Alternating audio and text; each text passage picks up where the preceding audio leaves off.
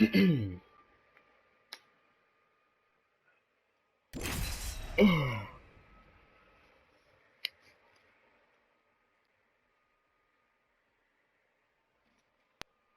there you go. Sorry for a late intro. What's up, guys? Today is gonna be a different kind of Apex video because sorry. So, like I said, today is gonna be a different kind of Apex video because you know, I just felt like putting it out there, like a tutorial of the a setting video. Yeah, I don't know if it will actually help you guys. I just feel like putting it out there so it's done, just for you to, if you want to watch this and maybe take some of my settings. I like, as I'm about to say, my personal opinion is that you find your own personal preference and roll with it, like I have. I have not looked at a single YouTube video where it's like, oh, get the best settings, like, and all that crap, because I don't believe in that shit. Or like, maybe it's true, maybe it's not, like, but no, I've just been rolling with my own settings. Like, I feel comfortable. I've experienced with my own settings. So let's get into it. Hold on, I want to get a gun where it actually shows it. Okay. For example, this. Let's go in here. So first off, this isn't such a big deal. It just shows less information. Self-explanatory, really. Button hints. Display. No, that's on. Okay, so crosshair damage feedback. Here's the thing. If you put the it's like a hit marker. You know how a hit marker looks like. You see that X when I shoot him? You see that X hit marker there? And the red, maybe not the red when you actually like kill him, but like the white when I shoot him. Like, that's distracting. You don't want that, because it's just gonna distract you. But like, you want less distraction, so you can easily kill the guy, or get the kill at least. I'll show it once more. See it right there. And here is it without. As you can see, the crosshair is not there anymore. Not the crosshair, but the hit marker, as you can say. So I do recommend you put that off, because I've rocked it for 2 weeks now since I found out about it. I don't know, it may appear as distraction to some people, but I've rolled with it, and I don't know, I just haven't really paid attention to it.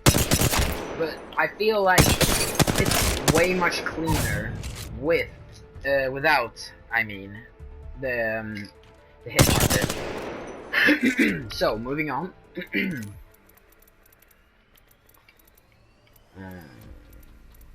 Okay, here, weapon AutoCycle on empty. Here, this is a big thing. This is a really big thing, because if I were to here, I need to get another gun. Hold on. Let's just pick up the hemlock, for example. Let me just run out with my bullets. Okay, so here's the thing. Your brain will learn and adapt to this. If you have AutoCycle on, it would automatically switch your weapon, but for some who are experienced gamers and have played games before, like me, I've played games since my childhood. Sometimes you do it happens that you suddenly press triangle, and let me just show you. When you run out, it auto switch. But when it's not out, here I'll show you. I'll show you. There, it automatically switches. But for some people, you see that your gun is empty, so they will immediately press the same button, and then you're back at your gun where there's no ammo. And that will obviously fuck you up in a game. So what you want to do, like, personally, what I think you should do is put that off, because then you know that you yourself has to, if you want, what the fuck is that? You know that you yourself have to switch guns there. I'll show you what it looks like.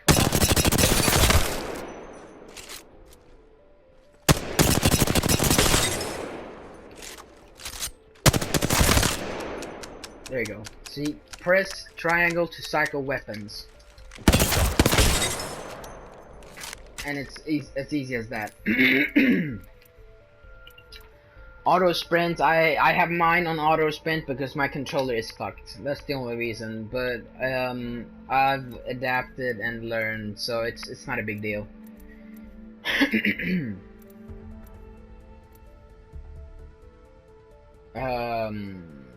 No, I don't think that's alright, this one, I forgot this.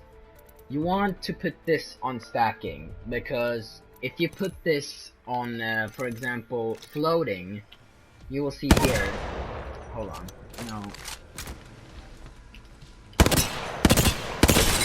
You see that? You're gonna have to add all of that up together to find out what he's on. But you could also do both. I hit that guy for 15 two times, so that's 30 damage. 15 times, no. You get the idea. So personally, I think you should put that on stacking. It just shows you how much you hit him for. So yes, another thing I have is called this colorblind mode. So basically, what this does is you see that little yellow thing. So instead of a red crosshair, it's a yellow dot. I find this way more like, I find it more helpful than the red dots, because I feel like I can see way more and way better if I had it like a red dot. Just personal preference. I don't have to. I'm not telling you have to. Just try it out and check for yourself. And if you don't feel like you're comfortable with it, then you obviously don't have to have it. So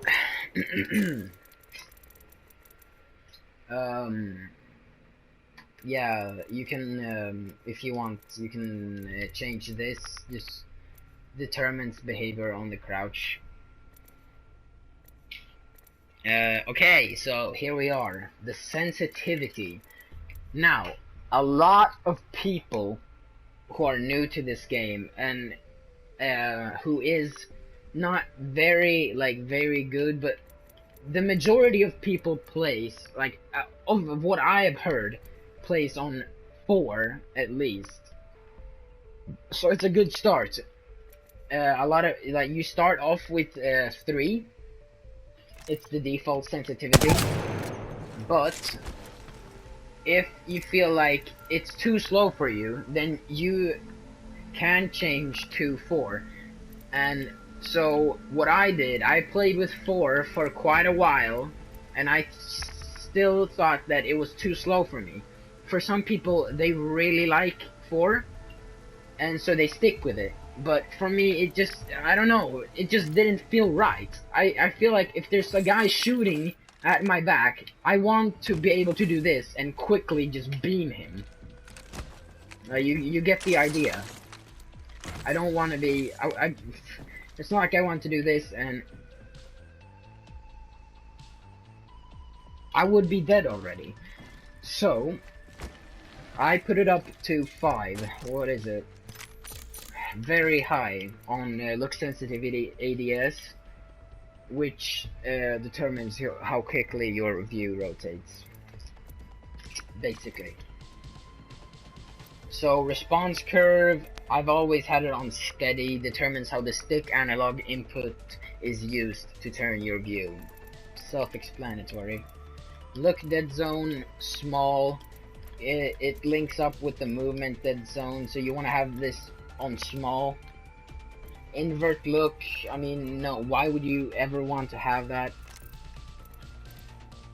I put vibration off because I feel like vibration it was disturbing me. Like, I felt like I couldn't concentrate good enough. Because with all this shaking in my controller, since I'm playing on console. So, like, personally, I took it off.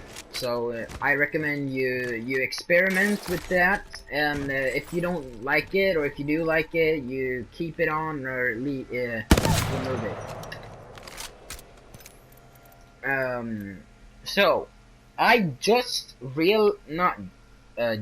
but I realized this 2 weeks ago, and I don't know why I just realized about it. So, on a 1 times, I have it as my regular, like, sensitivity. But what I did not know was that I had everything else on default, and I don't know. I like the default. Like, it's not been a bother. Like, I haven't died because it was, like, the sensitivity was too slow. Like, I think it's perfectly fine with the way the default is. Like, if I have to be honest, like, I'm not joking. Like, as you can see, they're all on default. When I play my games, I do not hide the recording where I switch my ADS-D sensitivity per optic. So, now we got that out of the way. Okay, so this is another big thing. I put my brightness up to full. That's not the big thing I was talking about, but the field of view. So, basically, I'm sitting probably like not too far away from my TV, so it's basically, it's almost like it's if I'm looking at a computer.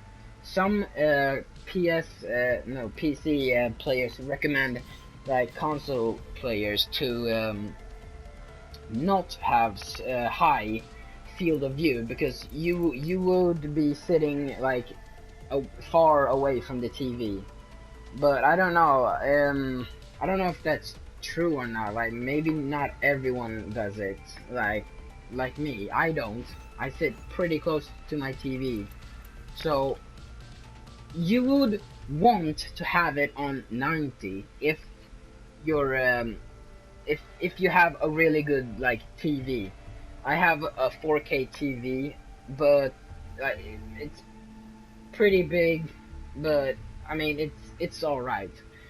You would want to have this on if it's not like the best TV, you would want this to be at 90 and max 98 at your field of view.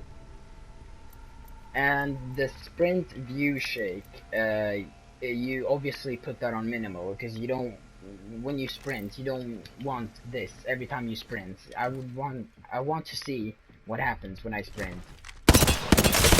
So, yes, like I've said, do all of these things like I've told you, experiment, But this is also a really important, like, matter I need to tell you.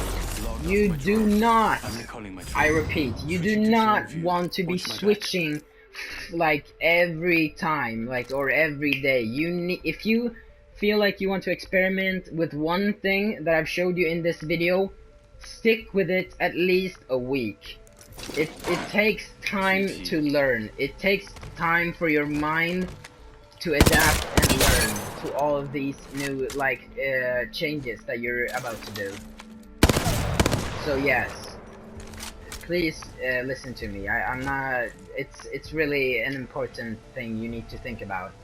It will mess with your. It will mess up your brain if you just keep switching it back and forth. So yeah, now that I got that out of the way, I hope you guys actually do try and experiment as much as possible. But if you already have a really good, like, settings, then you don't have to do anything that I've told you in this video. Like, feel free to just keep going with what you're comfortable with. Like I'm doing. Like, I haven't watched, like I said in the beginning, I haven't watched any tutorials on how to get a perfect settings. I experimented on myself, and I found out my personal settings. So yeah, I hope you guys enjoyed this video. Leave a like if you did. Comment down below if you have some questions for me that you maybe didn't understand in this video.